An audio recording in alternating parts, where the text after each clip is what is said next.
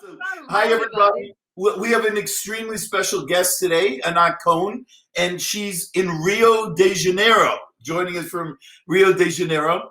And usually we have I usually talk about how I know the guest, but she is the first guest I have never met before. So we're both on the spot.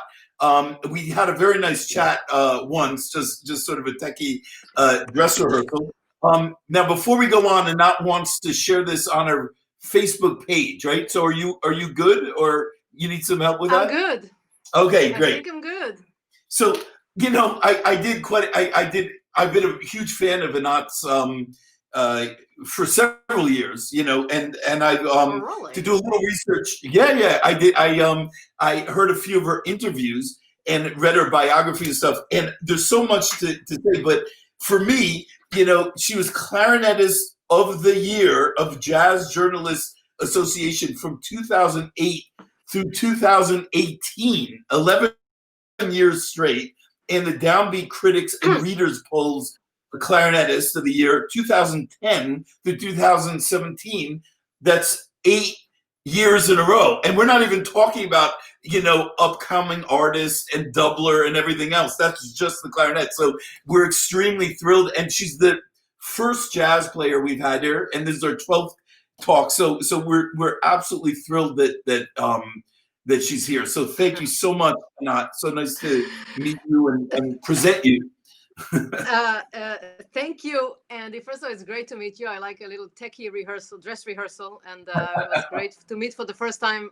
We have not yet to meet in person. Just to be corrected for the Jazz Journalists Association, I don't want them to be offended, but they have been very, very kind to support me all the way through 2020. So thank you, Jazz Journalists Association, and thank you, Andy, for inviting me to talk about whatever you want to talk about or whatever is going to come up in this conversation, because this is we're all home, and this is a great opportunity for us to hang, and you belong to a whole world that you can tell me so much about. Then I look forward to learning from you. Well, first things first. You're our honored guest. So let's just talk about this. Why are you in Rio de Janeiro? What are you doing there? What have you been doing? Well, I realized that this COVID-19 is not going anywhere. And as I realized that New York, since I live in New York, I've been living in New York for the past 25, almost 25 years. And then I realized that everything is, at the beginning, things were starting to get canceled. And I was like, great opportunity, we'll make a record. And then I realized, wait a second, we can't even go into a studio. We can't even leave the house. Everything was like, and then I was like, I'm out of here. I'm going to Rio. I love Rio. At the time, Rio was still cool. They were very little. Brazil was still cool. Now Brazil is following the U.S. in the numbers of cases, and I have been here in the apartment basically for the past little while, and I don't leave the house, and I'm staying here, and actually taking it in from a person that's been spending most of her time on airplanes. This is quite refreshing to stop for a second, and there was something that I was like, oh, I never get to do this. Anyway, I'm a very scatterbrain. I don't, I start to do things, and then I go on a tour, and I come back after 2 weeks, and I totally forget what I was into, and I start again. And I'm unfortunately more of a beginning and middle person. Ending is a very open definition. And it's funny because when I see people that are say, man, I'm a beginning, middle, and an end kind of person, I'm like, oh, maybe one day when I grow up, I'll be like that.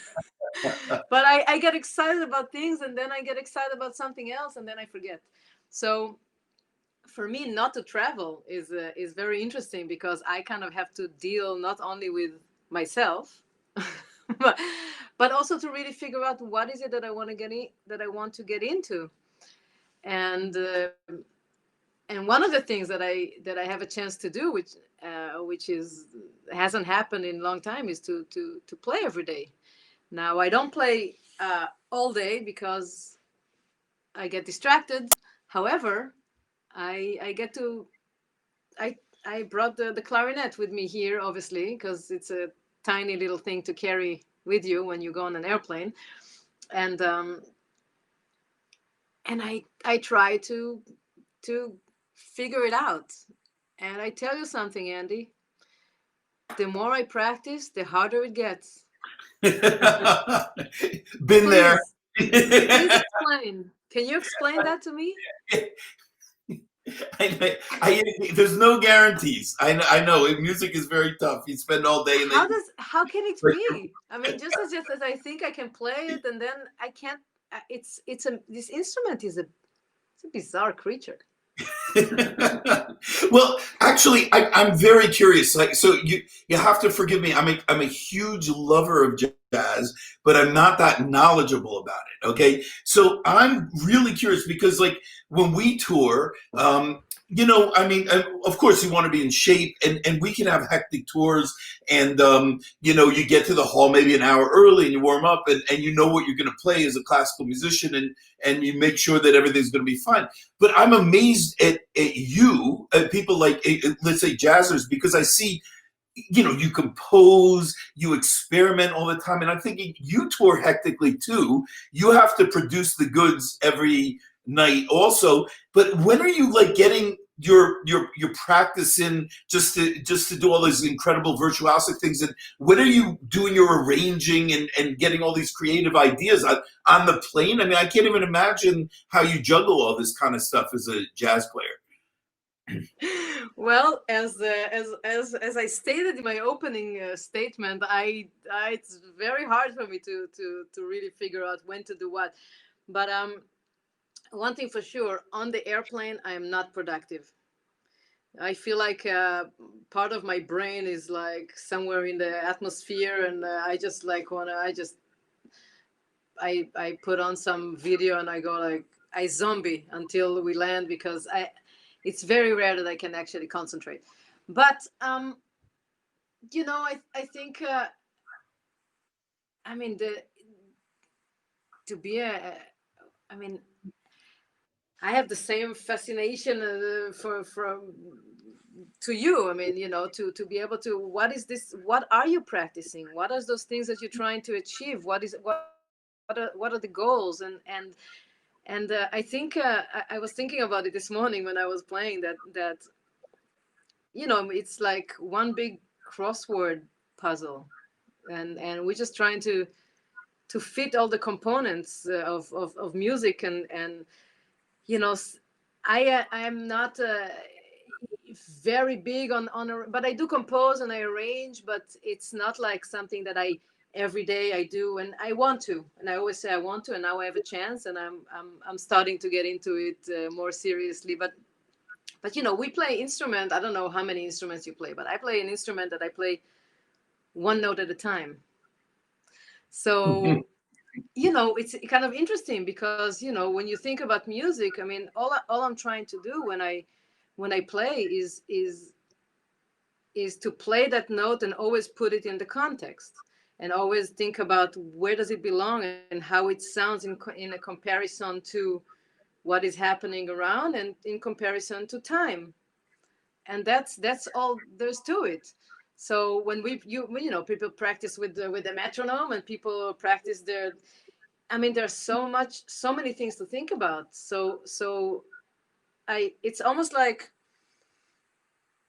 I mean, just to play the instrument, I separate it. To play the instrument I think it's the same process. I mean, I don't play a different clarinet than you. I think it's the same. It's the same instrument. I mean, except you have yours and I have mine. Yeah. But I just want to interrupt you because I think that's just so wise what you just said. She says Anat Cohen plays one note at a time. I love it. I'm going to go back. I usually take notes just because I learn things from these interviews, and I'm going to have flashcards next time I get nervous if I ever play a concert again. And I love that. One note at a time. It's fantastic. Everyone take that down. Well, I cannot go and do this. Right. I can't play chords. I can just go like, I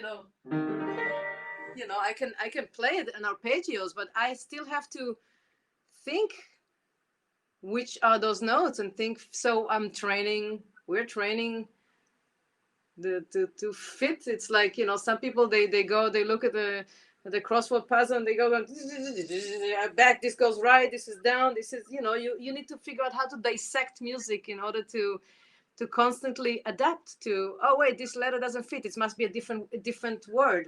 So it's all the same. I mean, we're just like trying to fit, and then use our intuition and use our ears. So I think the training of the ears is something that is all part of this process that maybe not all musicians are encouraged to do. Like, you probably, people study music and they say, oh, what's that? Oh, it's a major third, great. But, to really be able to find it and to think about it fast, this is not everybody's going that route to be able to think like that. And it's a very simple, there's really there's no magic in it. It's just like, it's like math. So the practice that we do is like, I practice the instrument, the sound, the fingers, the body, the breathing, the be our own judge to the way to play the instrument. But then at the same time, you gotta do all the other, go to the next, how to put that inside something. I don't know. Does it make sense what I'm saying? No, it makes a lot of sense, and a lot of these are connected to questions. So I'm going to start bringing some structure. Thank you, because I can talk vaguely for hours. It takes one to know one. Well, what I want to add, well, actually, let me ask you a few peripheral things that I noticed in your other interviews, and then we're going to start right from the beginning, and then we're going to talk about all these things and how it develops. But the first thing is, I noticed you speak Portuguese, it sounds like. I do. Yes. And of course, you're a big champion of Brazilian music. Now, what I noticed was, I was going to ask you this, and I see that you speak it. You actually said learning the language, the physical language of a country whose music you're studying helps you understand the style of it. So speaking Portuguese, I guess, helps you understand Brazilian music more. Yeah. Would that apply to English as well? I mean, if jazz was an American, art form to start with.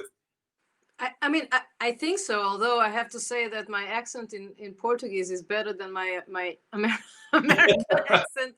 I've been living all these years. I think for Israeli people, I mean, it's very hard. I mean, I just say two words and somebody says, "You're from Israel, right?" In the U.S. I mean, it takes a second to say, "Oh, she's definitely not." Even though I want to consider myself a New Yorker and I am an American citizen, and my accent is very strongly still Israeli. But I think, when you, I mean, I'll never forget. We were in Switzerland, in Bern, Switzerland, with the great George Wein and his Newport All Stars. And in the band, there were a few generations. There was the great Jimmy Cobb, who was playing drums. So we just lost him this past month. And Jimmy was 83, I think, at the time. And then there was Esperanza Spalding and me. Esperanza was like in her 20s. I was in my 30s. And we arrived with the van from the hotel to the venue. And we were trying to open the door, and Jimmy was sitting kind of by the door. It was a van. And then he said, there was a woman driving us, and she just was walking out to open the door, but we were trying and we couldn't open the door. And then he said, "You better let her do that. You better let her do that." But to Esperanza and I, it was so swinging. You better let her do that. But you know what I mean? And then he's like, "You better let her do that." I was like, wow. Okay, so do you think it's part of the language? I mean, the swing. I mean, I think it Yeah, is the way. yeah. Or just Jimmy Cobb is swinging no matter what he does, you know, no matter what he did. So you say you better let her do that. So the same thing when you say the words the word in Portuguese say saudade, coração. Dun. There's something like this kind of like this wavy thing in part of the language, and there's also, I mean, I know because at the beginning when I started to hang out with Brazilian people when I was in Boston, it all sounded to me. I didn't know any word in Portuguese, and it was like late '90s, and I was a student at Berkeley College of Music, and then I heard people like it all sounded to me like it's like I just heard. I mean, I fell in love with the music, but without understanding any word of it. It just sounded like a song, like something like in so wavy and so I don't know, something the way the waves inside the. So I think it is part of the phrasing of the way people, the phrases of lyric. And when you listen to Afro-Cuban music and you hear, you know, the people singing the very in a percussive way over a clave, you know, if you like, I don't know. You have different accents and different. I don't know. You have you. I think it's a certain like. It's all part. It's you cannot separate the language and the culture from the music. It's obviously, it's all it's influences that got amalgamated. That's the word. So I don't Great. know. Does it make? I don't know. I hope it makes No, sense. Sometimes I. it makes a lot of sense. We love hearing the way you're thinking. Not, you know, how other things in your life all incorporate with music. So that's great. So why don't we just start right from the beginning? Let's start in Israel, okay? And just how did you get into the clarinet? Like you started with a classical background, somewhat, right? Yeah, first I started with the clarinet. There was no specification because I was in a conservatory. There was a band, you know, youth orchestra, band music playing, you know, and I just played in the band. And I can't say it was really classical music, but at some point, a wonderful woman from the United States by the name of Eva Wasserman, who is Yeah, a I know her. great educator and influencer. Before you were an influencer on Instagram and stuff like that, um, she joined the conservatory. She came to Israel. And she started to teach, and I mean, I remember she was going crazy. She was like, "What? Nobody hears any sound." She was going crazy with the fact that we Oh. didn't have the right fundamentals of the clarinet. And I knew I played music, I played parts, but I wasn't really thinking about the clarinet. And she had a huge part in the way, you know, I started to study privately with her, and she's the one who directed me. And she's so passionate about the sound of the instrument and about how to slow things down and pay attention and use your visualization for the sound. And I think, of course, visualizing is something very personal. And I think it's hard. You tell somebody pink and they just hear brown. I mean, I don't know. It's something I think still personal, but a passion is something that passes from one teacher to the student and from one person to another. And she was and still is super passionate about sound and about music, and so she stirred me the right direction, basically. And I went to a high school in Tel Aviv, a high school for a junior high school for the arts, and they had a classical music obviously their music department was classical music. I was playing chamber music. There was no big orchestra. It was a small school, but I was playing chamber music, and my life was in going to hear the here and there. They would take us to hear the Israeli Philharmonic playing, and I remember sitting there and being like, whoa, this is a lot of people playing. And I remember also like kind of like, so she's like, where are the clarinets? There's all these strings. Where are the clarinets? And what happened is that I have two incredible brothers who are musicians, and it's all their fault, because while I was trying to play classical music and it's also kind of a very wide definition, but I was kind of going in one direction and was entering high school for the arts, the Thelma Yavin High School for the Arts in Israel, who was known for years for their classical music department, and a lot of great musicians came out of there, and I was all aiming for that. But my brothers, my older brother Yuval they're both fabulous musicians. My older brother Yuval is a saxophone player. He plays now only soprano saxophone, and my younger brother Avishai plays the trumpet. And saxophone and trumpet are naturally go more with jazz. So they got into jazz. They got into jazz before me. And it seems like so much fun. I don't know, there was something about, I still have that feeling of like, I think we were playing, I was in junior high school and we were playing Mendelssohn, and I was so nervous, Andy. I will never forget this feeling of, I felt like the music stand was going like this. Do you know this feeling? Oh, yes. I was so terrified. I was like, oh my God, this pressure and and I taped all the notes exactly to cut them so everything will. I was like so. And then I would go see them playing, and they would be like, playing, and person will get up for a solo, and I'd be like, yeah, and the people will laugh in the back of the band, and I'll be like, oh, I want to do that. And then I was like, can I come and play? And it's like, what do you play? I play the clarinet. No, there's no clarinet in a big band. No. Oh. So I didn't belong. I remember distinctly, and this is probably almost 25 years ago. I remember, just to make that comparison, I remember we were doing a Tchaikovsky symphony, and there was one little spot that was difficult for first and second clarinet to get together. And the conductor was on us all week, and we just played the concert, and we had gotten a nasty look, and we said, okay, let's go unwind, and let's go to a jazz club.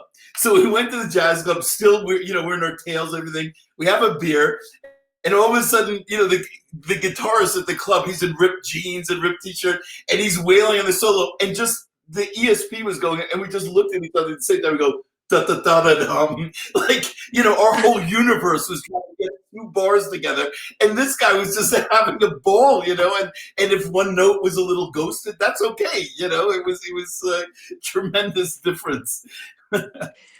Well, but what I want to ask you is, in Israel, we all know. With you on that, but I have to say something about that that conception, because there's something like,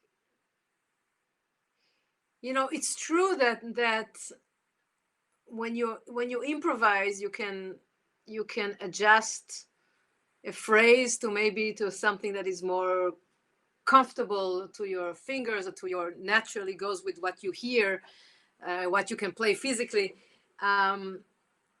However, in order to get that relaxed feeling, and when you improvise,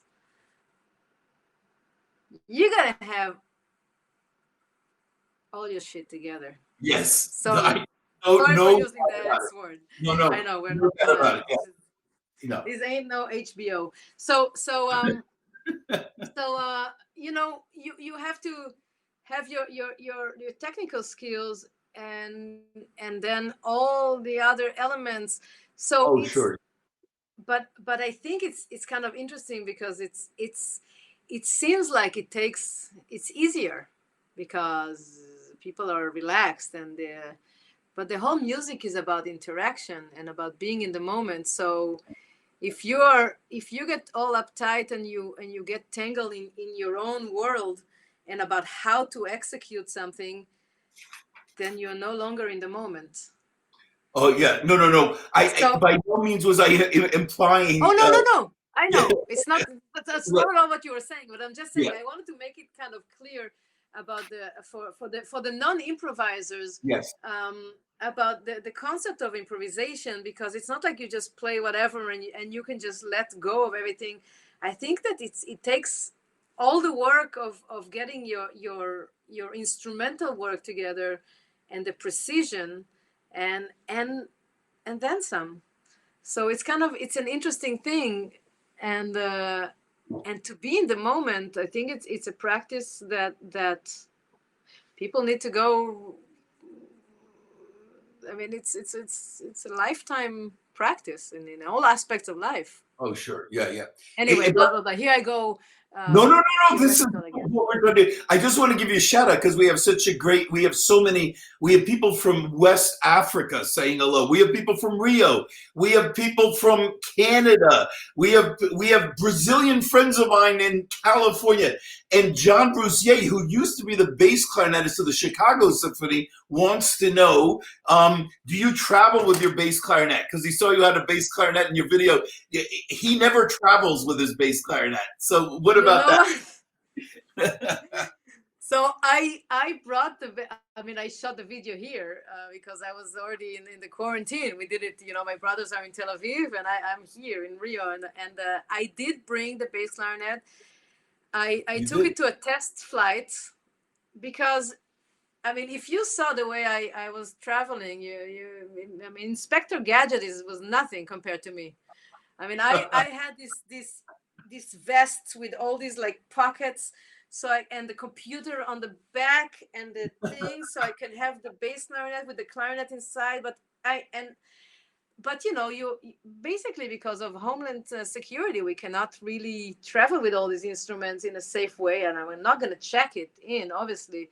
But I did bring it with me here because I said this is a chance. Who knows how long it's going to take? I mean, I didn't imagine it's going to be that long, but yeah, I mean, who knew? So I figured maybe I need to start practicing my bass clarinet and figure out this instrument, because I thought that bass clarinet is close to the saxophone. So because I'm a tenor saxophone player, I can play the bass clarinet. And because I'm a clarinet player, it's a great, perfect combination. But then I realized it ain't no clarinet and it ain't no saxophone. It's a whole other beast. And I can't figure it out. Well, I want to ask you.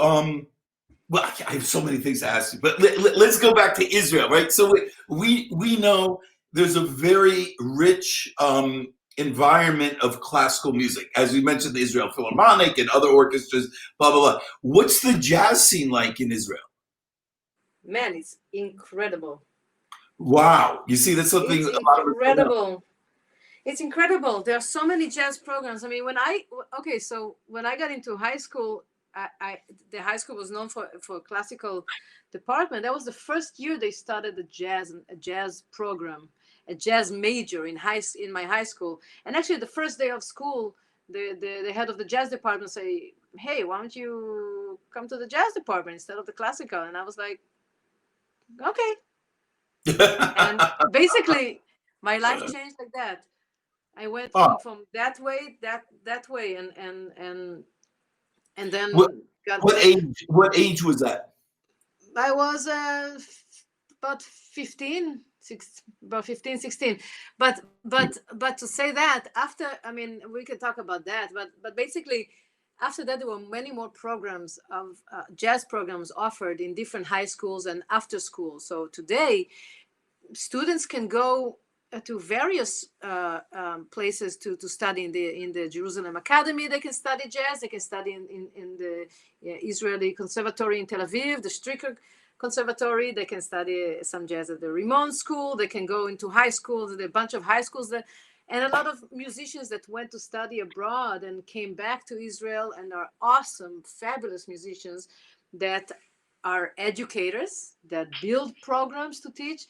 And there are some clubs. I mean, listen, as a jazz musician traveling in the world, and as a person that lives in New York, I mean, you often go to places and you think, wow, this is really cool, but New York is the best. I mean, New York is, you're like, it ain't New York. Like, when you go to a jazz club and sometimes, actually it's changing too, but I mean, sometimes you feel like, New York has something that, but man, you go to Tel Aviv, there's a small little club called Bet HaAmudim, the Pillar House in Tel Aviv. I mean, I'm talking about the I hope that everything survives and go back to stay after COVID. But you go to this club and cats are dealing. I mean, they're playing. I mean, it sounds like as good as any place. I mean, it sounds like, I mean, I'm going to say it sounds like New York, but I mean, it's swinging and it's deep and it's creative and it's incredible. So the jazz scene in Israel, in a very bizarre way, because of all these like programs and everything that has been happening for the past 20, 30 years, um, it's really happening. There's a lot of depth and great musicians, and they actually, some of them, they're world renowned. I mean, there's a bunch of Israelis out there doing their thing, playing jazz. I mean, also classical. I'm actually, I mean, I'm a New Yorker myself, and is New York still considered this mecca? I mean, people were talking about Tokyo having a huge scene, even Paris back in the day. Wasn't it? Wasn't that a place where a lot of the older Americans used to come? I mean, is New York still the place really to be as a jazz musician? Well, I think New York is just a little mini world. I mean, I can't say because I haven't spent enough time in many other places, like to really observe how much is a city can offer. You need to spend some time there. But New York is in a way this mini world of I mean, it used to be. So like I'm talking now, it's like I hope everything is gonna survive and stay. But there's the top of the top. I mean, between all the Broadway musicians and the New York Philharmonic and the jazz clubs and the Latin scene and the Brazilian music, and this is like, it seems like there's still a lot of the amazing musicians all crumbled in one place, and you can walk and hear, in one night, just by walking to one place and in the West Village, you can hear the top of everything. So I don't know. I mean, there's top of everything is also, what does that mean either? There's a lot of great, and the top, who decides really? I mean, I mean, it's hard to. So do you listen a lot? Do you listen a lot? Do you go to clubs a lot? Like when you're in New York, when you're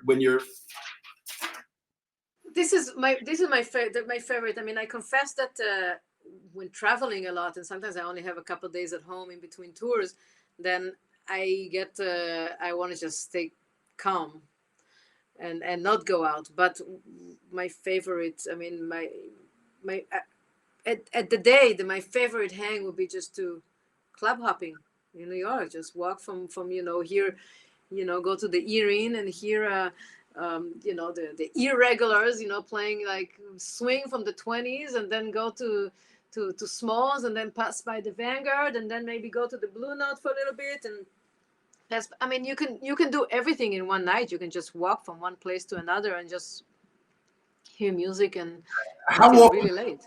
How do you sit in? Wait, they say, "Oh, there's Anat Cohen. Come up and join us." Does that happen a lot, or not so much, or? If I know the musicians and I want to play, yeah, I probably can. It depends on the situation. I will never just jump into a band if I'm not invited. But yeah, I mean, if it's common to sit in, I guess it's not as common in your world to just see a band play and sit in. No, but I am fascinated because I have been to jazz clubs. I've seen it 100 times where someone's touring and all of a sudden they show up at the local jazz club and just sit in, and I'm absolutely fascinated by that side of things. So I was just curious. Now I remember you were the first Israeli person to play the Village Vanguard. To headline, maybe. Right. Headline. Okay, headline, right.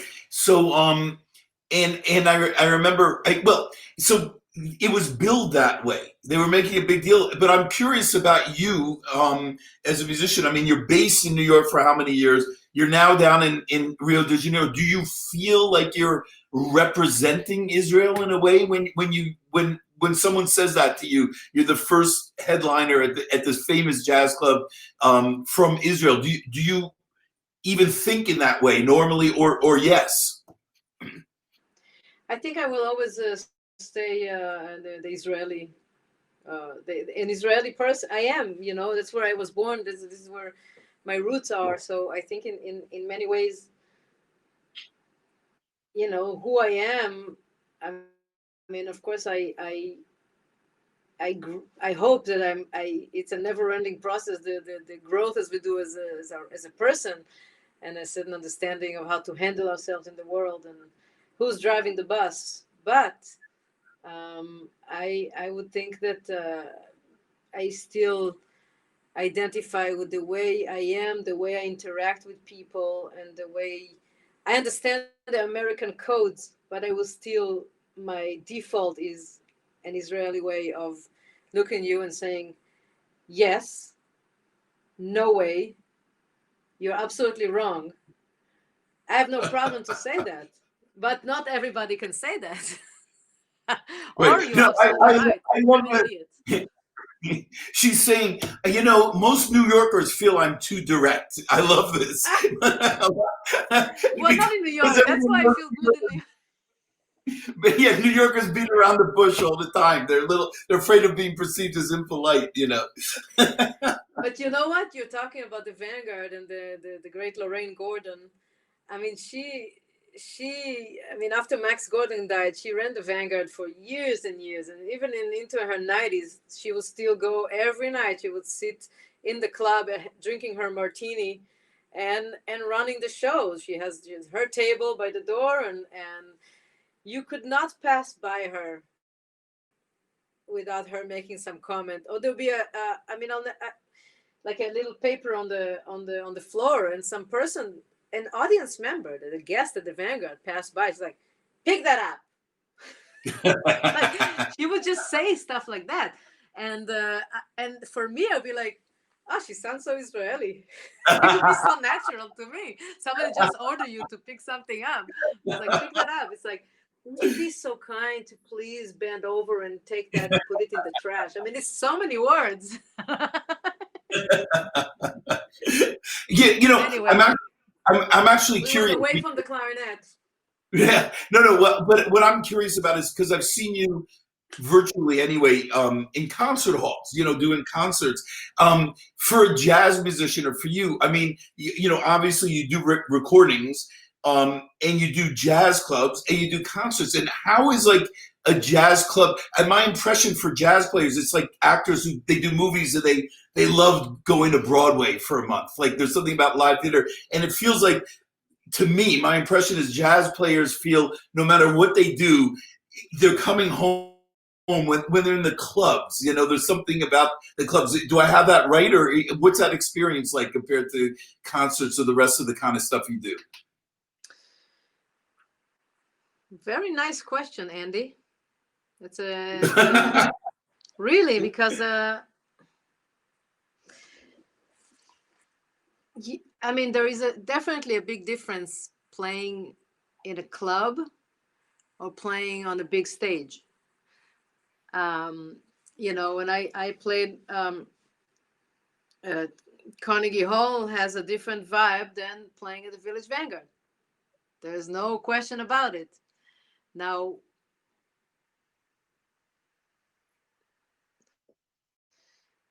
it has to do with probably with some of it has to do, of course, there's the size of a venue. I mean, you can also play an outdoor festival will be, with 10,000 people. Outdoor is a whole other.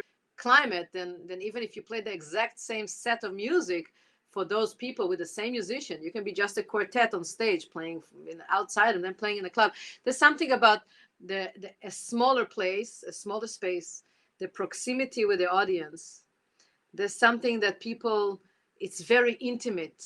There's no like sometimes when you play jazz, the way you set up, like usually in a club, the band is really tight. I mean, in general, even on a big stage, I like to set up really tight because it makes a big difference. I don't want to rely on monitors. I don't want to be far away from the piano. I want to feel the music like we're playing chamber music, because jazz is chamber music. But sometimes on bigger stages, if they're, I mean, not all venues are designed like with acoustic that is perfect to play acoustically. So you have to rely, especially outdoor, but playing outdoor festivals or outdoor concert is, in a way, I would say 50% playing, 50% faking. Because you have to fake that you don't really hear well, and you trust your instinct and your experience, but not always. You don't, maybe it's not 50-50, but you have to, the part of it is right. The feedback is different. Feedback to you is different. Yeah. Yeah, you don't get the response. But I think a club, there's something, I mean, I would go further and talk about, before I played concerts, when I played in bars only, in restaurants, when people are kind of chattering. Mm-hmm. It's really interesting because, I mean, then I think once people stop smoking in clubs, I think everything got even more sterile. But not that, I mean, I'm totally not in favor of cigarettes and the smell and the smoke, God forbid. But I remember this feeling of like playing weekly in this French bistro in New York, in the East Village, and people were, it's a bistro. People are there to have dinner, and they maybe some of them also care about the music. Not everybody, of course. There's always that one that is like, and you're like, shoot. But anyway. But there's something interesting when there is a certain, like, when it's not completely quiet, when people are talking, because when people are talking, you can experiment more with the music. You can say, oh, I can play more. You get into music in a way of like you're less under a magnifying glass. But you're not rehearsing because you are in public and people are listening, but it gives you a whole other, and I think the idea of a club is that you can, especially when you play music that has some room for some leeway for the phrases and for the, and that you can experiment and you can try things that maybe if you're on the Carnegie Hall stage, you say, I don't know, maybe I'll try it, maybe I won't. You have maybe you can think about it. But maybe when in other situations, it's more inviting to this proximity, the intimacy, and people are there. It's like, I also love to play house concerts. I mean, I love to play in a very intimate, just, for a small amount of people, in a very, very close, and to talk and to share. It's something like you have I wish, if we could have a dinner party and then at the same time, just like, oh, let me play a song. And then, well, if we could only eat and play. So, I mean, well, I'm curious though. Now, hey, you. Andy, I'm sorry. I'm traveling so far away from what you're asking me. No. Listen, hey, this is a jazz. I always tell everyone these interviews are jazz solos. So with you it really applies. It's just right today. Tomorrow, if we did an interview, something else would be might be completely different. So, but what I am curious is, you did start out, with Ava Wasserman came in there, and she kind of started giving you, I assume, studies and kind of guided you technically on the instrument. Technically, I understand what you were saying before about jazz. I mean, I can't even imagine all this studying that you guys do with the ear and compositionally. But just as a clarinet player, when you're trying to improve or do studies or something, as a jazz player, do you play different warm-ups than you would have when you were a classical, or different chord changes, or just different ways of studying the clarinet? Just technically, just as a clarinet player. I don't think so.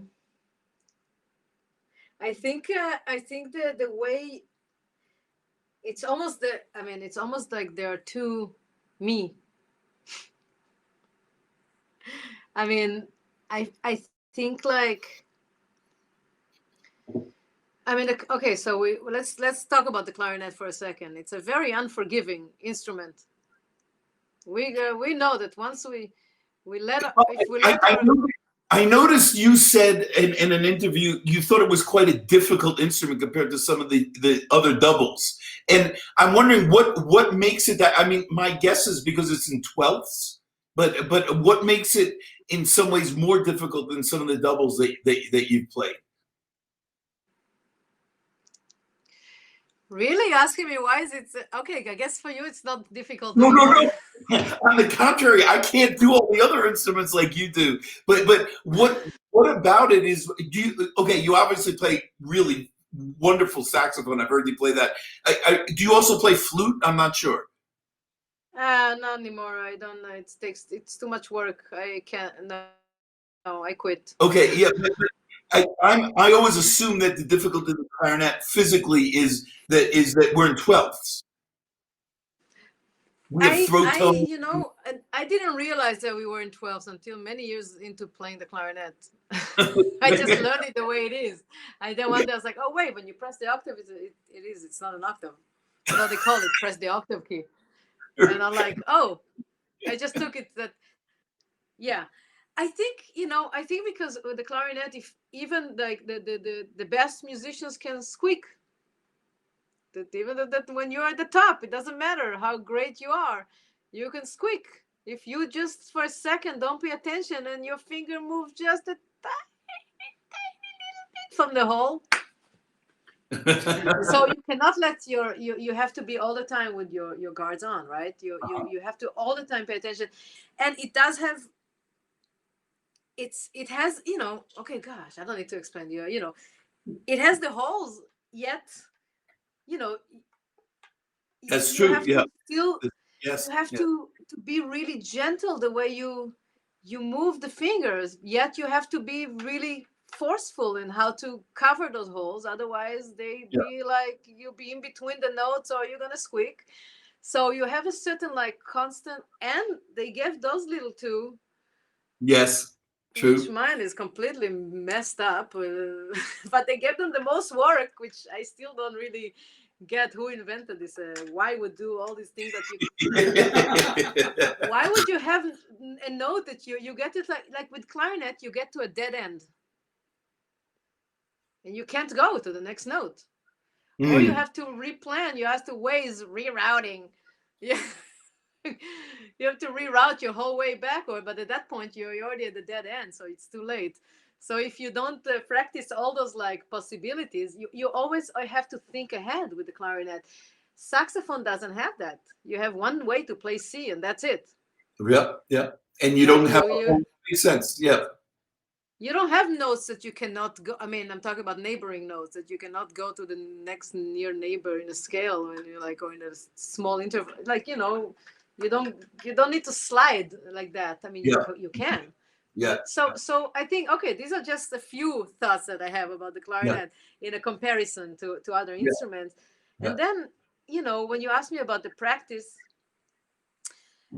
I think, the basic things that Eva taught me and my friend Gregory Parra taught me when I met him in Venezuela. Now he lives in Canada. Talking about the way to breathe and to hold the instrument, the way to move the fingers, the practice of like our self-judgment of, well, what a beautiful tone is. And to aim to work on your sound and the staccato, and the arpeggios and the scales. And I think this is the same study for everybody to go. Okay, it's the same. Everybody, you played it. Everybody played it. It's like a basic. So okay, I got to be able to play that. But you know, you can say, oh, just I can close my eyes and play it in 12 keys in any tempo whenever I want. Can you? I don't know. I don't know. I'm not gonna try here, but you No. know.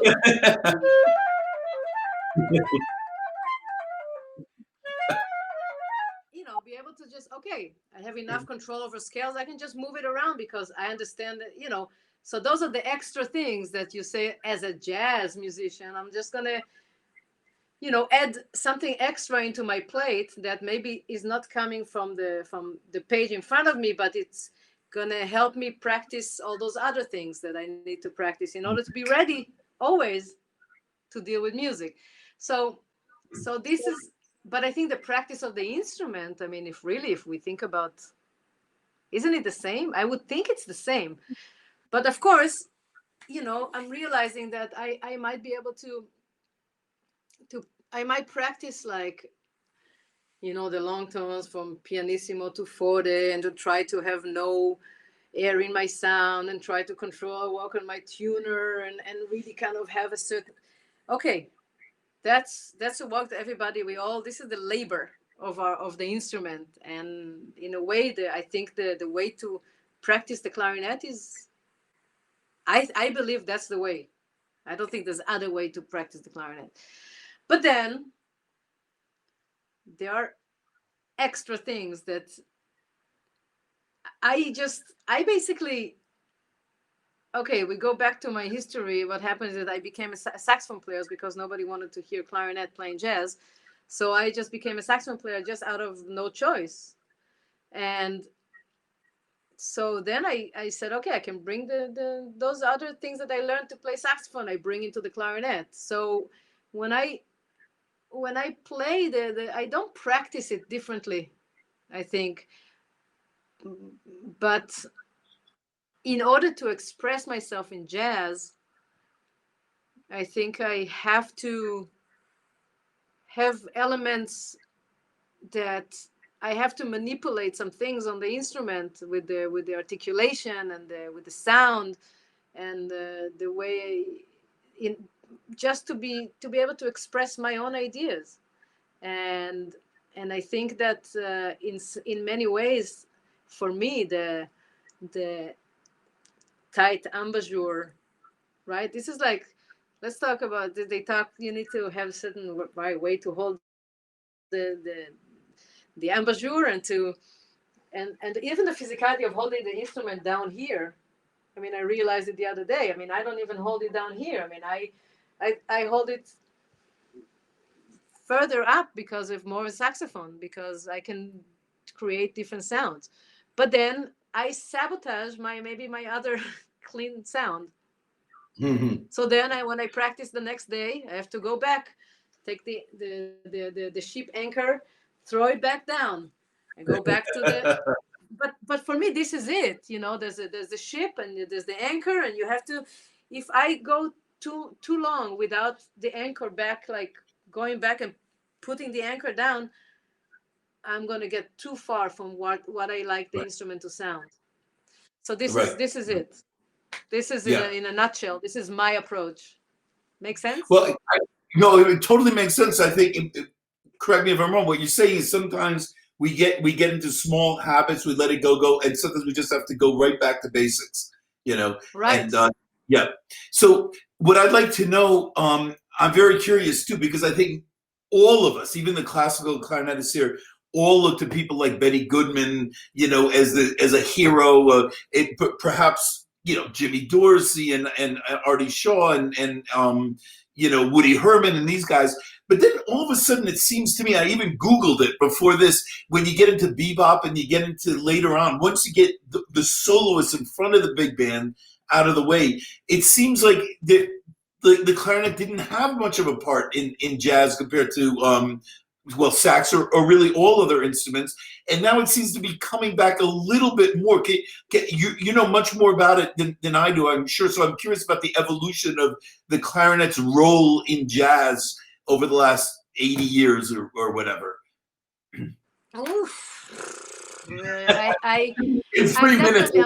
I'm not an authority to tell you the evolution of the clarinet in years, but I can tell you that it definitely has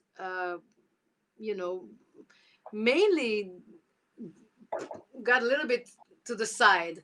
I mean, of course, there's always incredible clarinetists that they've been out there and playing jazz all through the years, and people that Buddy DeFranco has played it all the way through. When he passed away, a little bit before.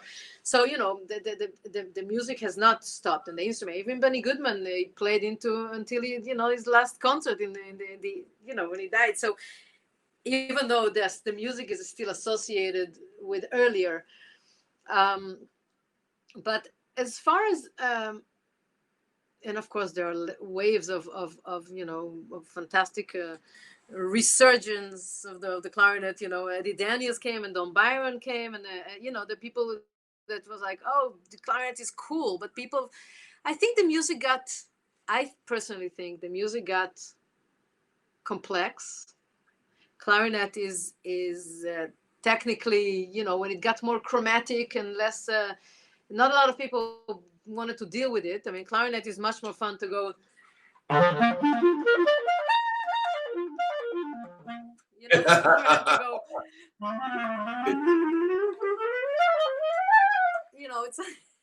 It's like much more fun to okay, I mean, play chromatic is also fun, but I mean, I'm just talking about, the inside, but clarinet is almost like an instrument that is made for arpeggios. We know from the literature that, I mean, it's very hard not to, when you want to write for the instrument or read some of the literature, it's like, oh, yay, I practice arpeggios, now I know why, because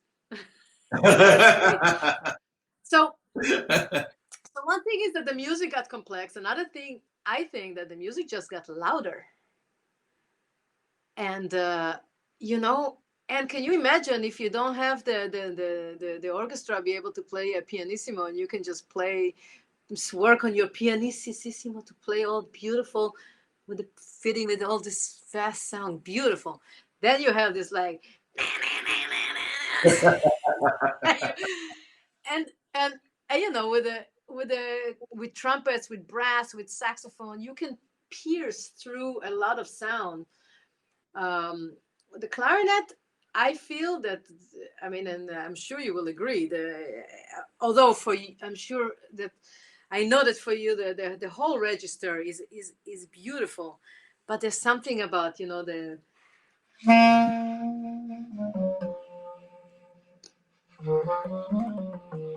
like to be able to play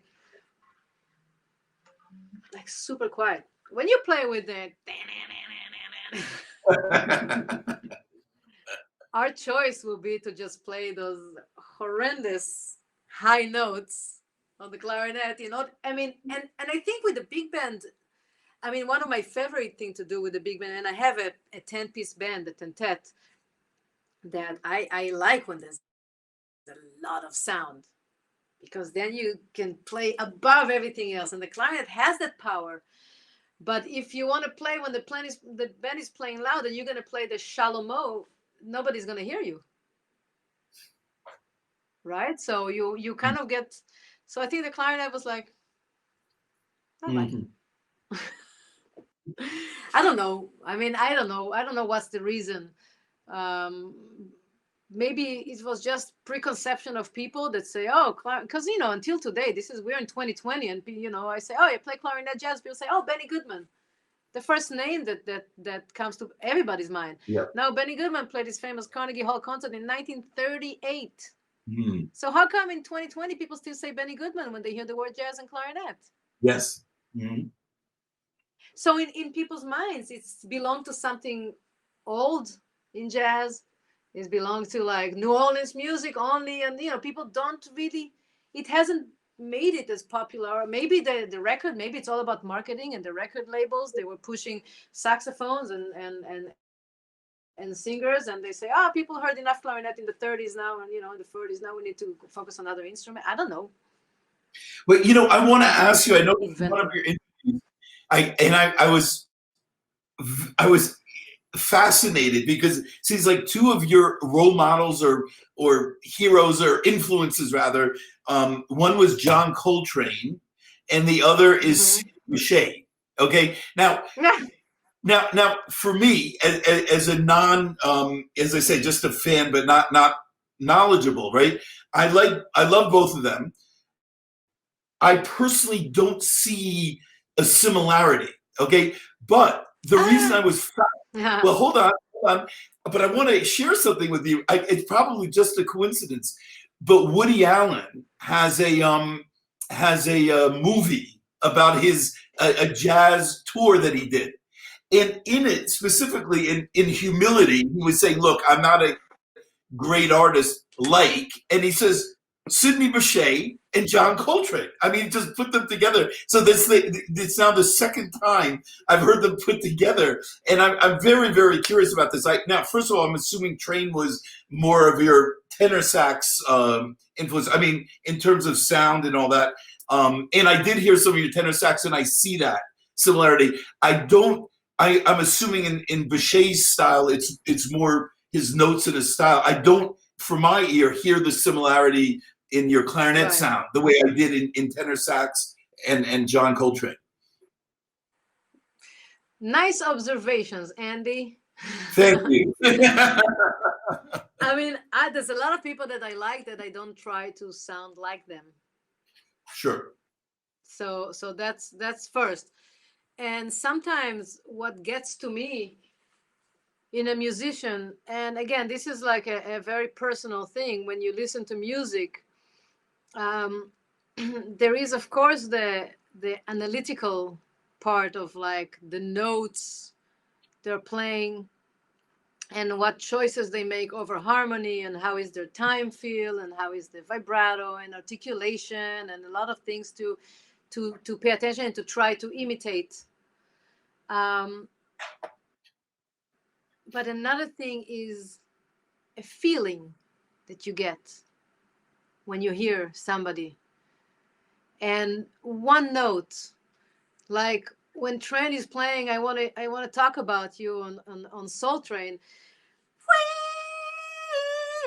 That note, the way he starts, just one note that, I mean, for me, it's high F on the saxophone. But I cannot play that note without thinking. Whenever I hit that note, I will always hear that way because of the intention behind the note that he plays it.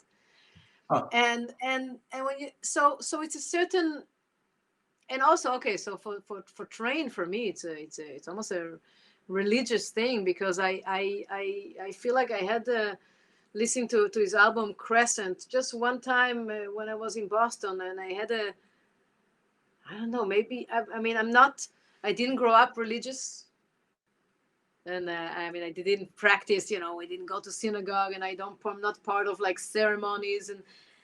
But I felt like the spirit, as I felt like I was on a trip when I listened to that album. And I will never forget that day. I was a student at Berkeley, and I was listening to Crescent, and it was just lying down listening to the album. And I was like, I felt I was transcending. I felt like this whole other beyond. It was the spirit behind the music that I say, you know what? I feel it. I don't know what it is, and I don't know what it is, really. So this is something. It's a very personal thing. Okay, so this is about Train. And of course, then, and also to talk about Train, I mean, the one of the deepest musicians and fearless. And he went from, he always had his sound, his individuality.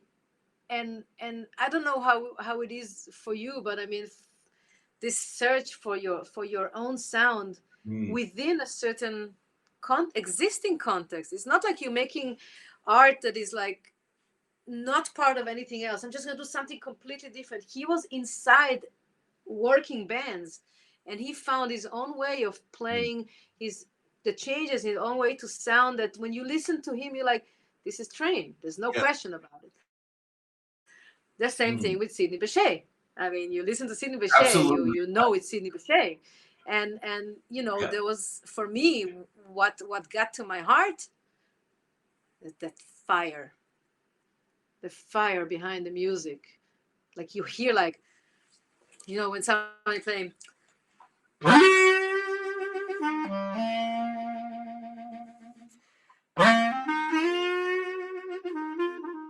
like you hear, it's not something you can. I mean, you Right. cannot. You have to. You gotta put the grease on the music. So Cindy Bechet is full of grease and passion, and that's, for me. This is like. So when you ask me about the different ways of practicing, I mean, if you don't figure out where you get the sauce into the music and the elements, how to put the sauce in, and you just play just the note, it's not enough for me. I want to be able to you got to put the grease on the music. Yeah.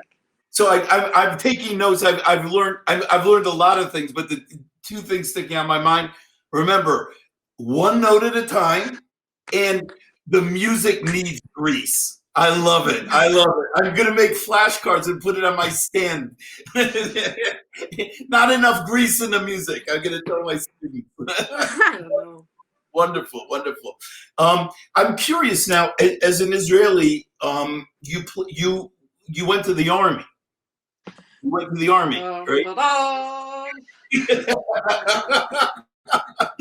So for how I noticed in one interview you said a lot of good things about it. It actually introduced you to some kinds of jazz, I guess, in big bands or whatever. But what were the pros and the cons being a musician? Like were you able to? Did it restrict you, like, from doing your own kind of practice, or was it just this great thing that exposed you to something else? I mean, what were the pros and cons of it, and how long were you in the army? Wow.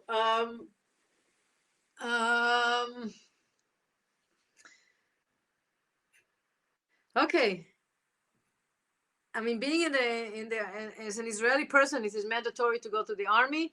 I mean, I'm not sure the exact number of months today, but I mean, women, when I was at the age, you finish high school, and from high school, from being all free and happy and like I'm on top of the world, I finish high school, you become a soldier immediately. Women go for 2 years and men go for 3 years. So for some musicians, or let's say you started to play at the age of 3 and you practice all your life, and suddenly the army sends you to be something that you cannot keep practicing and cannot keep playing. It can be a real disaster for their plans. And I was lucky to be able to play in the Air Force Big Band. So everybody has to go through some boot camp. If you're not going to be a fighter, you can do basic training that is basic. But I did have to do the basic training with, I had an Uzi and stuff like that. So don't mess with me, okay? No. No, you're New Yorker. You can mess with me, no problem.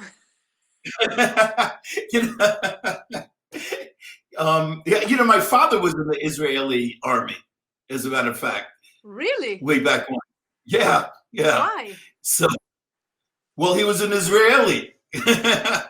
He's from Israel. Yeah, it was a German Jew who went to what was then Palestine, I guess, and eventually, and then came to New York as you did. So, good move. So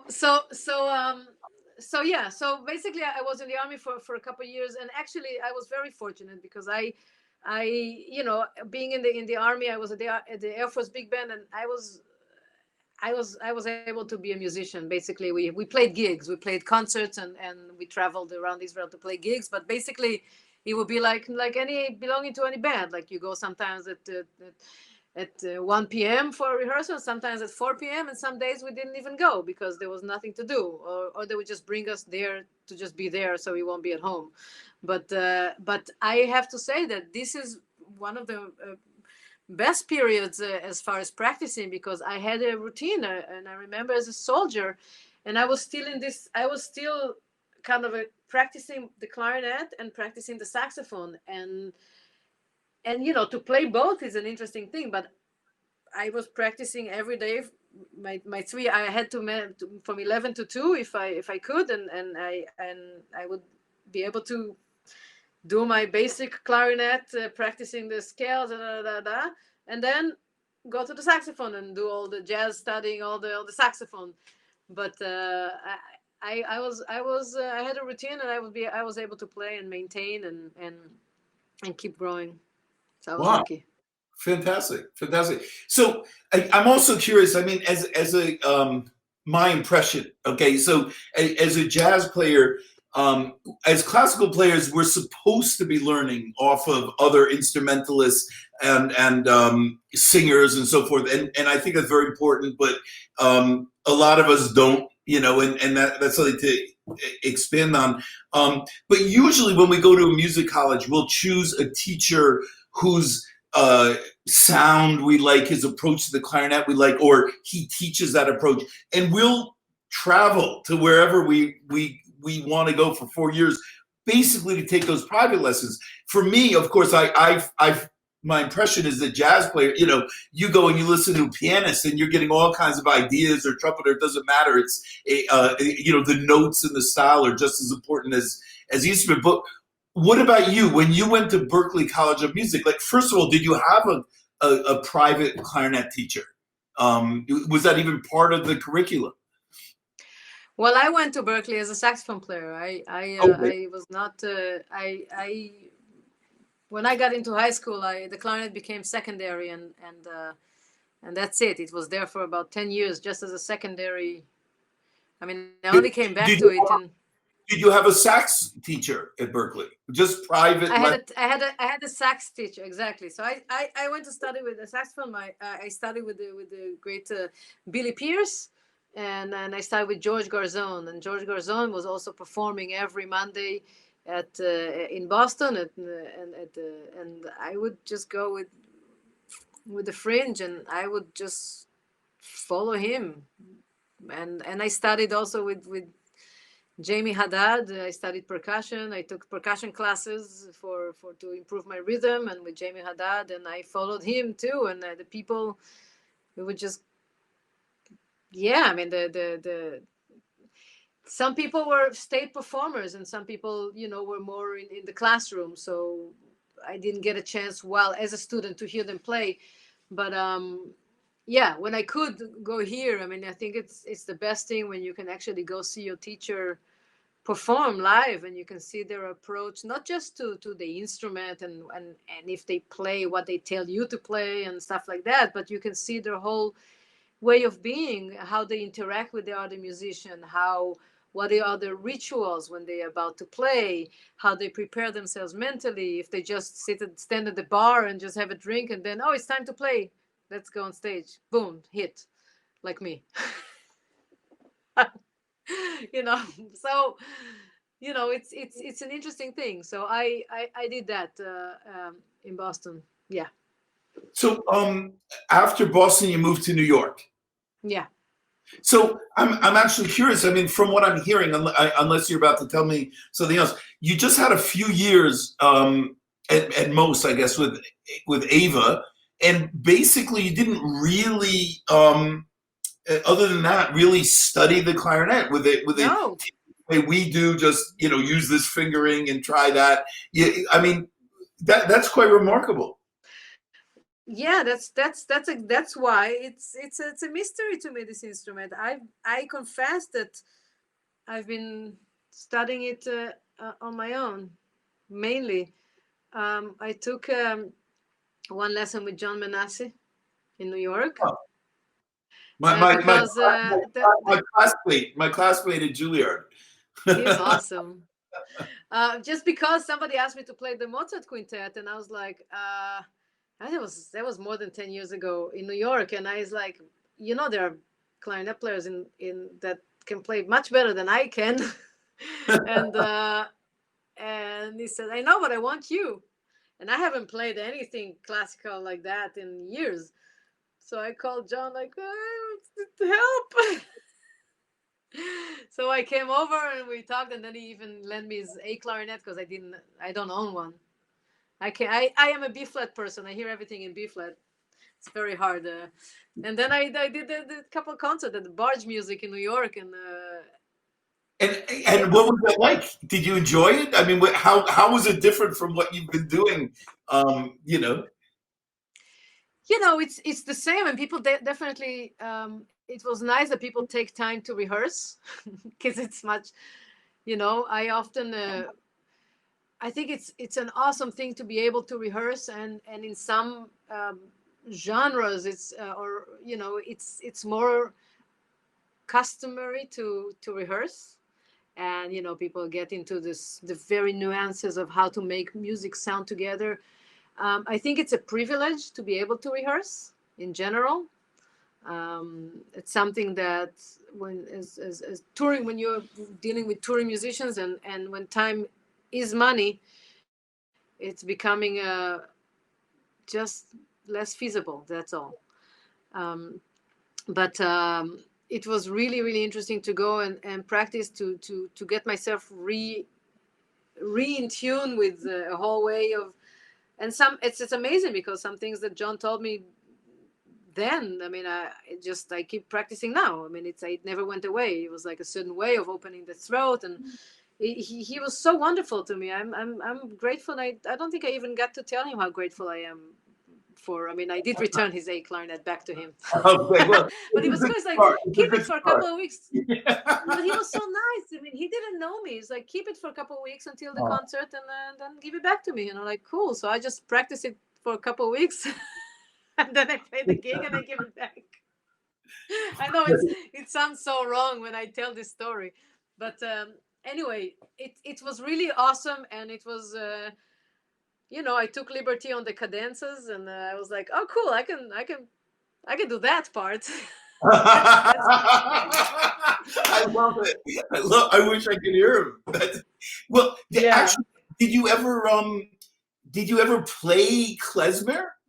Klezmer music? I mean, not in a real official way. I mean, there's people that really dedicate their lives, David Krakauer and Giora Five, and people that really, I mean, and not many others, that people really know how to play it. And then I feel like a complete beginner, because I never studied this music. I know it comes a little bit with the territory of, and the way I play the clarinet, people often come to me after a gig and say, "You play klezmer?" I'm like, "No, I'm just Jewish."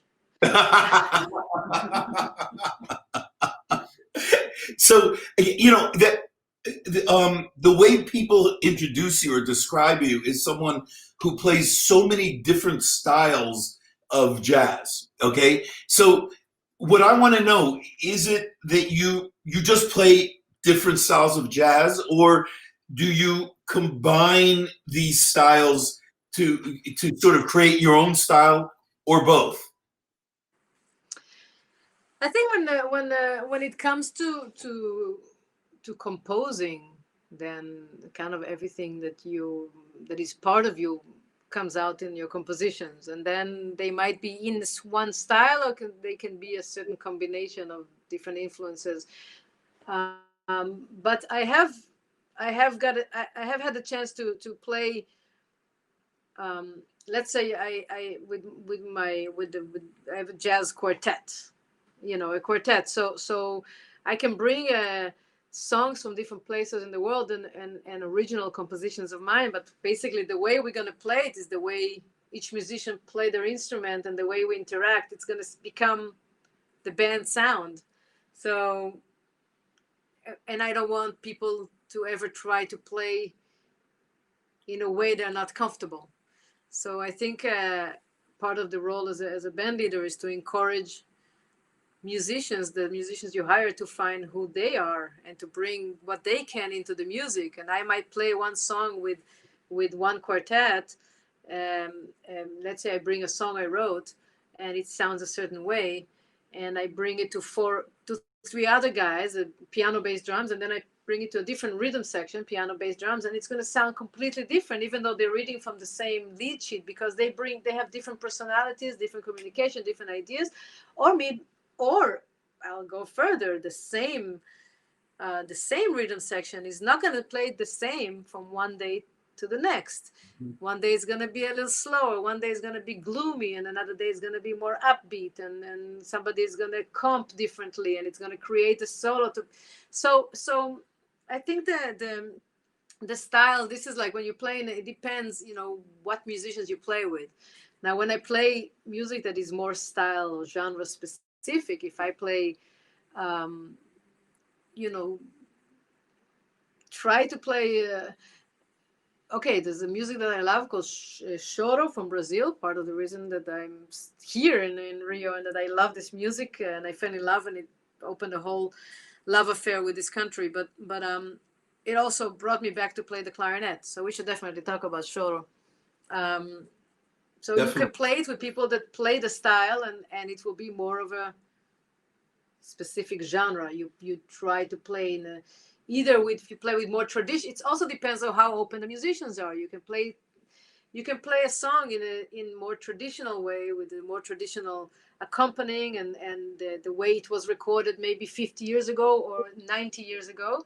And you can play a song, the same song, and give it your treatment for a modern approach, and say, okay, let's just use the same form but go somewhere else. So I'm also very interested in your instrumentation, okay? Because I've seen you have groups, for example, clarinet, 7-string guitar, tambourine, and accordion, okay? So first of all, in my ignorance, is this like a normal, like a typical combination of a choro or something? Or is it just, this is just what you wanted to do? I mean, this is just your personal instrument, or is this very normal, like string quartet or something? It's all of the above. It's all of the above, and also the musicians that happened to be in New York, that's what they were playing. That the musicians I wanted to play with, right? They play those instruments. Right. So that answers a lot of my question, because I'm fascinated by sometimes your instrumentation, and it sounds like you really like working with this guy. He just happens to play the tambourine. You really like working with this guy. He just happens to play the guitar, and it just works. Which is so great about jazz. Yeah. It's not the same. It can be like that. You want to play with a specific person, and then you figure out the music that you can play with the person, and then you say, oh, I want to write for the instrument. But the instruments, I mean, this doesn't sound the same if I play it or if somebody else plays it. It's not the instrument, it's the person that is playing it. And so you want to play with the person. So when we interact in music, we get to know the person. We get to develop a relationship, not just with the instrumentation, because instrumentation is a mechanical thing. Okay, this is gonna sound good, fine, but how are we gonna make it special? Okay, now I promised not to put Anat on the spot, right? But she put us a little bit on the spot when we had our sound check. She just said out of nowhere, she said, "By the way, if you've never heard choro, it will change your life." That was your quote. So do you want to demonstrate a little bit of what a choro versus other? It's not going to change your life with you hear me playing it. That's I don't believe you. I don't believe you. But no, okay, no. You don't have to change my life, but can we hear you play a little bit? Okay, I just want to tell you a little bit about this music, just yes. Why it changed my life and why I am a clarinet player again. Okay. And actually, I think I am. I mean, it wasn't my choice. I was trying to play jazz and play saxophone, and here I am talking to you about the clarinet. But as I was a saxophone player in Boston and studying, I was invited to play. I started to play Brazilian music, and then a wonderful flute player, Fernando Brandão from Boston, invited me to play what he called Rio Nights, Noites Cariocas, arrangement for choro music in Boston. And he said, I want you to play clarinet. And I always played some clarinet because I was the best doubler, always, because it was the first, I played, saxophone players that start on clarinet, it's easier life than when you start on saxophone and try to move to the clarinet. So he was like, I want you to play clarinet. I was like, but it's so hard. The music is so hard.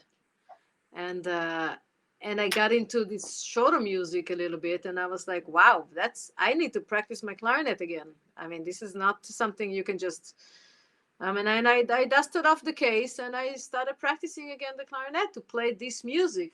And when I moved to New York, I met my friend Pedro Ramos, who lives in São Paulo. He's a great musician and a cavaquinho player, and cavaquinho is the little Brazilian ukulele.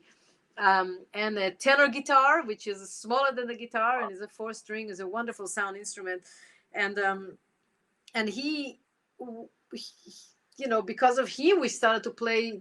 We started this what we call the Shot Ensemble, and the Shot Ensemble was a band that playing with the traditional instruments. Eventually, was like with the cavaquinho, with this little ukulele, and the 7-string guitar, and also a 6-string guitar and clarinet and the tambourine called pandero.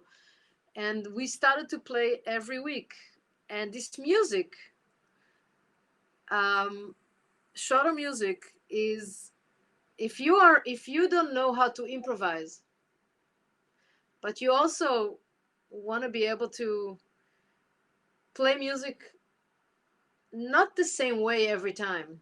Like, you want to take the liberty to make changes that maybe when you play, because some music enables you to find some more, and it gives you some more liberty than others. Let's put it that way. And shorter music,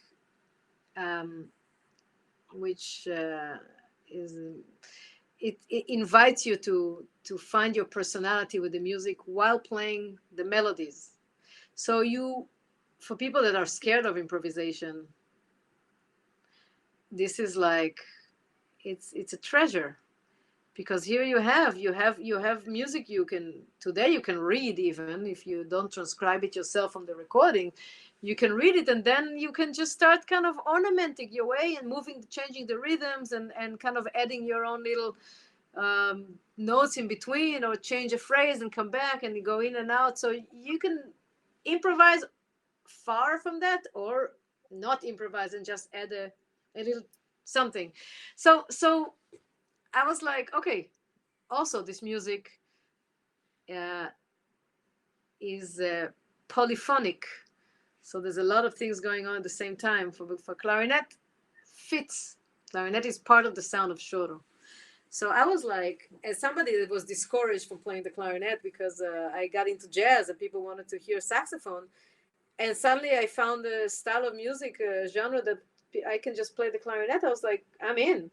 I don't care. So that's one reason why I like it. And also it combined it can be very virtuosic. So it can, you'll need to practice it. The great Shonons, they have great skills on their instrument, and it can also be very emotional, very sad, and very expressive. It's just great. I don't know. I'm not. I feel like I'm not doing justice to it.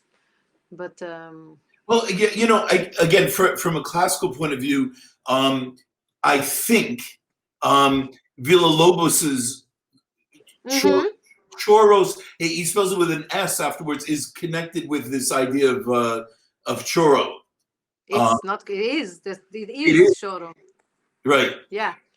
So no, that's. He himself got connected with the roots of this music that was developing here in Rio de Janeiro.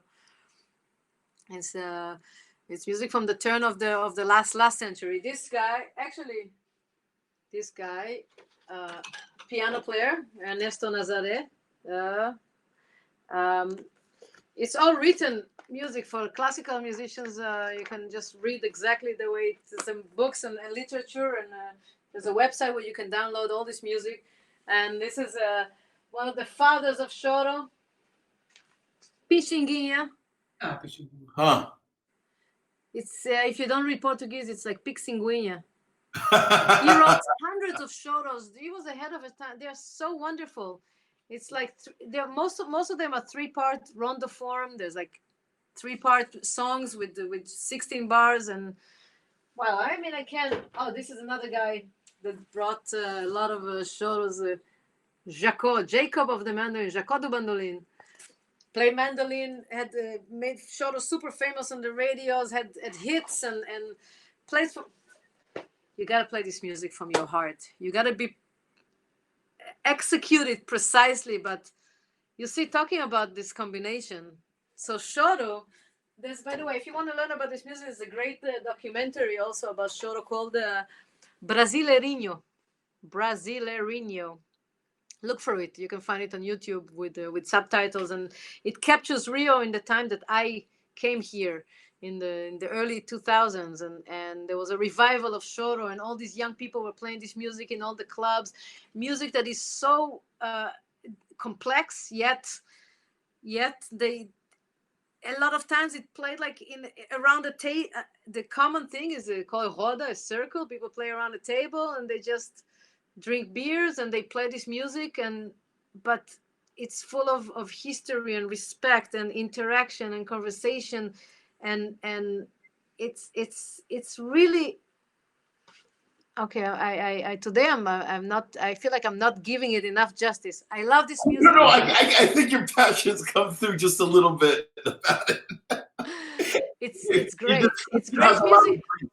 Because I want to tell you, if there's any people here that actually are non-improvisers, and you know, and they think, oh, she's a jazz musician, but you know, I want to describe this painful process for me that was from getting away from the page and starting to improvise. It was not something that I did easily.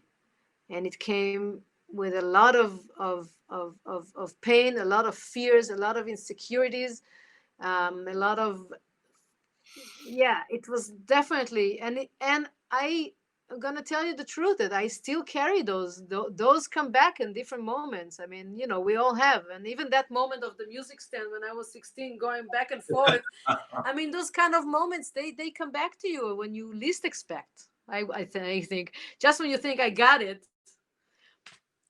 I mean, I remember even playing, like I play I used to play with this all-female big band, the Diva Jazz Orchestra, and we played with the New York Pops. We did a concert at Carnegie Hall, and before the concert, we were having dinner, and I remember Sherry Miracle, the leader of the Diva Jazz Orchestra, a wonderful educator. She talked about her students, and she said, well, how do you work with the students for the whole semester, and they're all great, and then it comes time to perform and they all get shut down and they don't play as well as they did the whole semester, and what do you do? And I'm sitting there and like, well, it's a matter of experience, and blah blah blah blah blah blah blah. And then, you know, moving forward, we are walking to the stage to play the concert, you know, an hour later, an hour and a half later, I don't know. And you start walking down the hall to going to the stage, and you know, you have to take the elevator, and you start to see all the pictures on the side, on those corridors of everybody that played at Carnegie Hall. And then we go and we're standing in front of the New York Pops, and Skitch Henderson is conducting, and we have about 10 minutes of the orchestra playing while we're just standing there, and my wheels starting to go, oh my God, all these people that played and everything, and I'm counting it, and I'm starting to get this nervous that I could not understand where it came from, because I thought I had it, and I didn't have it. I mean, I thought I got it. And I start to get all nervous, and I'm looking at all these people, and I'm standing on, and I'm starting to think of the occasion. And, oh my God, I'm at Carnegie Hall.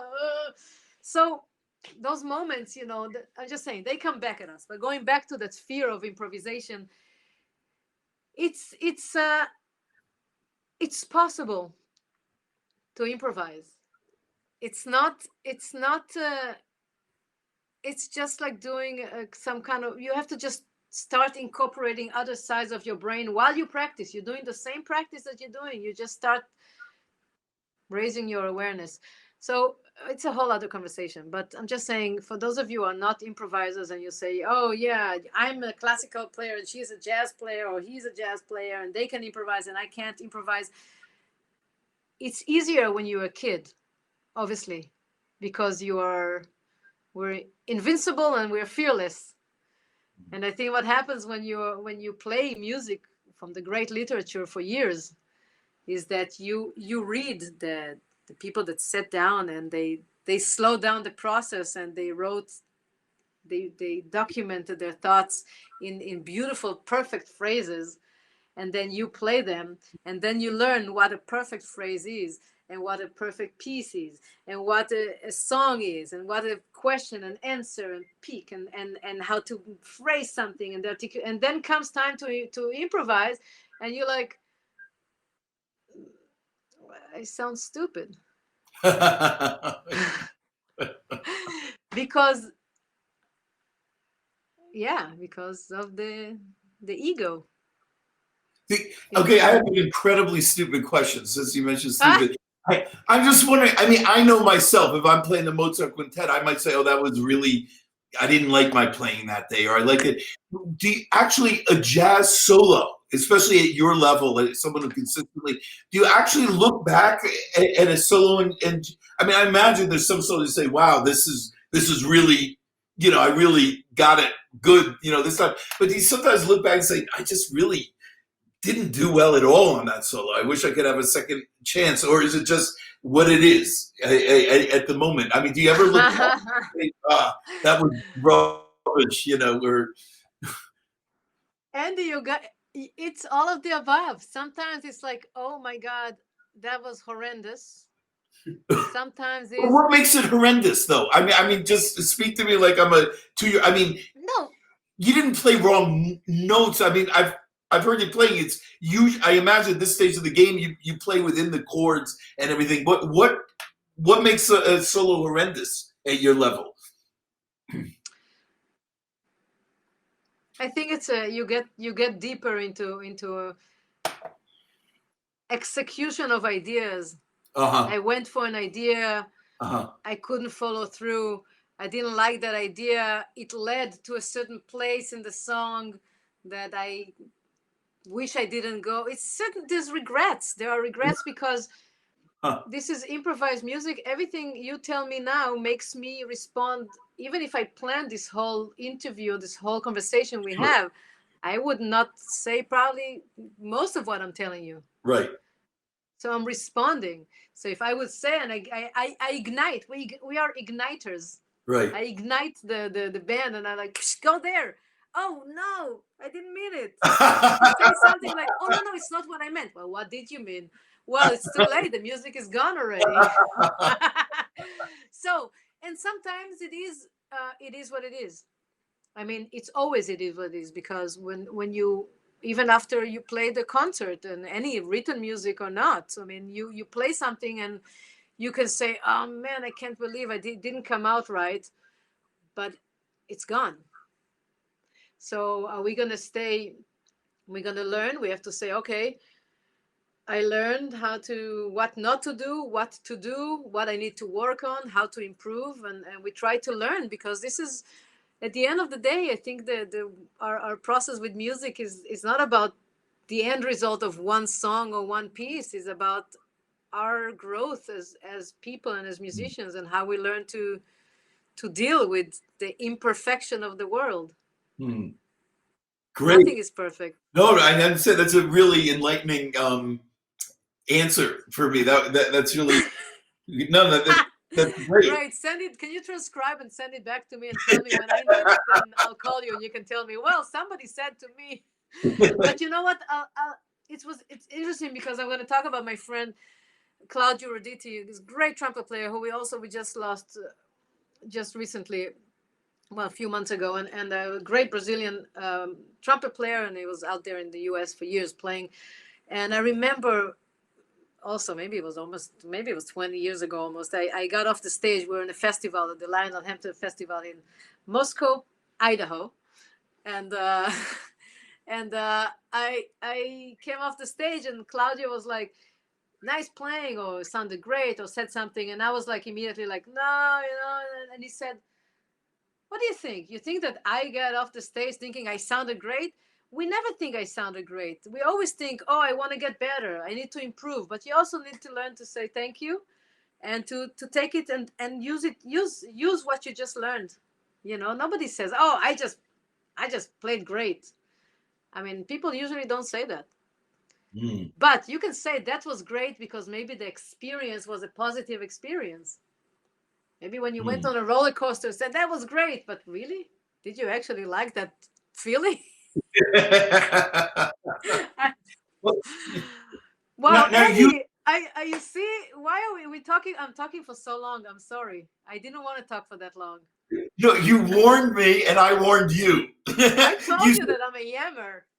no, you said, "Oh, I don't think we're going to talk." A lot of your interviews are so long. I don't think we'll talk that long. And then I said, "Well, just go with it. You'd be surprised.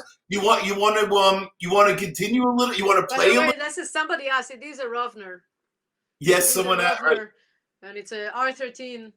For my buffet friends, I love you.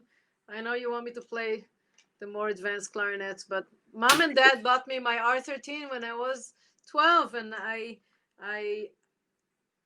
I'm used to it. It's my baby. I like it. I go through them like socks.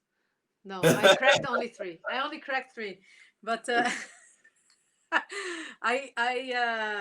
and this is a Morgan mouthpiece. For ever asking, this is a J5. They're doing those mouthpieces again, and I've been playing this mouthpiece for more than 20 years. A few months ago I broke my mouthpiece, but they were kind enough to make new ones. Yeah. Well, I understand you teach sometimes jazz and Brazilian music, but I don't understand. Like, do you have a regular teaching job, or you just do like a lot of master classes or guest spots? You know, All of the above. Andy, you're a or- genius. Yeah, I'm a part-time faculty at the New School in New okay, York, great. and I teach clarinet or jazz, and I teach improv ensembles. And of course, they understand that some of the faculties are touring musicians, and there's the possibility if you're missing a week, you call a sub and from the faculty and you work it out. Of course, now it's a little bit different because everybody's teaching online. And then I do residencies in different colleges, and I do the different camps that I am almost a regular. There's the Shora workshop, an incredible Shora workshop in the United States, outside of Seattle in Port Townsend, a magical place. It's a great place where I play with my friends, my trio brasileiro. Um, um, so I want to ask you, how long have you been on at the new school? um, for a couple of years, 2-3 years. Oh, okay, because our first interviewee guest, Andrew Mariner in London, his son graduated probably around when you started as a jazz drummer at the new school. So I thought maybe because his dad's a clarinetist, he would have said hello or something. But I think you probably just missed each other. I mean, I don't. I'm not sure what's his son's name, but Douglas. it's Yeah. Douglas. It's very hard even to meet other faculties. It's very hard because you Mm. walk in there and you teach, and sometimes you meet the people that teach at the same time, but sometimes you So don't. you have your own record label. I do. So what? I mean that. What that takes a lot of courage, I think, doesn't it? It's a big deal to just decide to do that, and it's been working well for Courage, you. or yeah. Well, I don't know. I mean, this is almost a necessity. I mean, today it's not. Everybody has to be multi at everything. Now we have to Mm-hmm. be like video editors and recording engineers, and we all have to do everything. So having a record label, I can't say I have a record label. We have, because I have a partner, Oded Lev Ari, a brilliant guy. He's the musical director of the tentet we have together, and he's my friend since the time I'm in high school from Israel, and and he's a great musician and arranger, a brilliant man, and all around. And he's my my go-to guy whenever I need to know anything really about anything in life. And we have this record label, Enzik Records, together. But he is really the master brain behind it. Great. Okay, you've been incredibly generous with your time. I have two last questions for you. Sure. Unless you want to play, show us a little churro or something.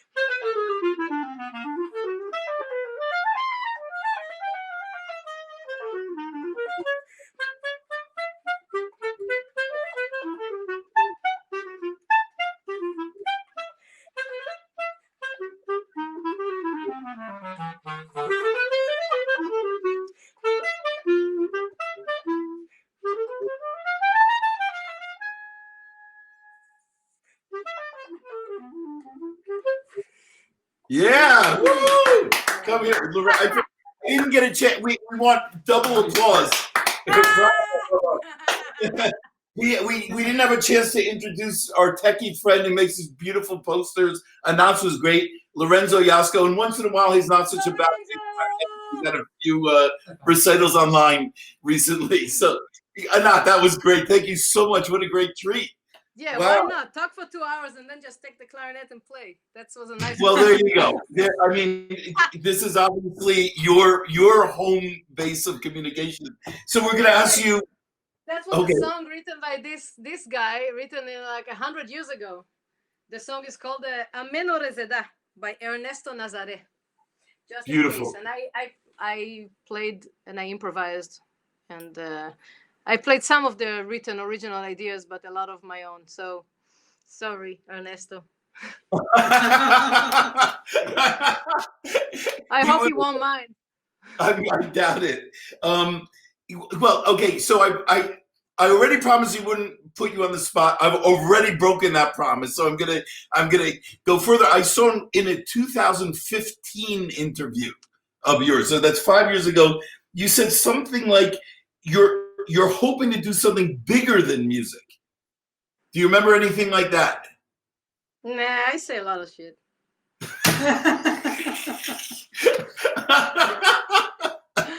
Well, you know, I mean, basically, maybe if I said that, then probably I mean that. Well, I don't know what I meant. You said you were looking for it, and I was just wondering if you found it. But let's just erase that question. So we're going to finish with this. How about you know? So here we are. Well, first of all, as someone really who's had a remarkable life and plays so wonderfully, you know, what advice are you going to give to young people? And if you want to, particularly in this particular period of history, where it's so hard on the performing arts, but just generally, any advice, life advice, music advice, anything like that they can take away from your wonderful experience. Well, I think, wow. Well, there's a lot of different things that come to my mind, but I think trust the process. You know, the becoming a musician is a lot of things, and it's a lot of mechanical work, but that's just the beginning. You know, music is what you make it to be, and what experience of life you put into it. So the process, you know, let the music teach you who you are. Great. Thank you. That was you're like, oh, you did great. I can already see in 5 years you're going to tell me, you know, in an interview from 2020, you said this. What did you mean? I'm like, I don't know. Listen, this has just been such a wonderful experience, and I was nervous myself because I didn't know you, and jazz is out of my comfort zone, but it's really been inspirational. I can tell by the comments and the viewership that a lot of people got a lot out of this. So we can't thank you enough, and we wish you all the best down in Rio. I know that's not one of the safest countries right now to be in. So, we admire all that you're doing down there, and please be safe. We want to hear you live again, other than in an interview. Yeah. Well, first of all, you be safe too, and everybody out there be safe, and try to listen to the ever-changing instructions we get from above. And yeah, I hope that we all be able to meet in person. I'm gonna do my first live concert on Tuesday. This coming Tuesday. With an audience? With an audience? So it's no live. I mean on Zoom, via Zoom. Okay. We're gonna play duo with Marcelo Gonçalves. So this is gonna be fun and exciting to finally play some music for people, and hopefully they can interact online. Let's ask her to share. Can you share that? Is this open to the public via internet? It's a very good question. I think well, either you can send it to us, and we'll post it on our Can I chat here, or I cannot chat? Chat? Yeah, you can share also in the comments. Of course you can share. Of course you can. Please. No. Oh, in the comment. Okay, here. Whatever you like, or put it on your Facebook page or something like that. Anyway, but beside that, I hope for everybody to stay safe, and I hope our trust the science and people to figure out how this COVID is trace the behavior, and so we all know what to do and how to protect the world and come back to our life, maybe with less flying, but still. Yes, and just to confirm, Anat shared on the comments where you can hear her. When was it again? On Friday? On Tuesday. Tuesday, sorry. Tuesday 28. Beautiful. But we'll make some more concert too. But anyway, just to say thank you for inviting me, and I hope it wasn't too scary to talk about jazz. You were a great introduction. It wasn't scary. Thank you so much. That was. And let's stay in touch, and I hope we meet in person. Yeah, great pleasure. Thank you, Lorenzo. Obrigado.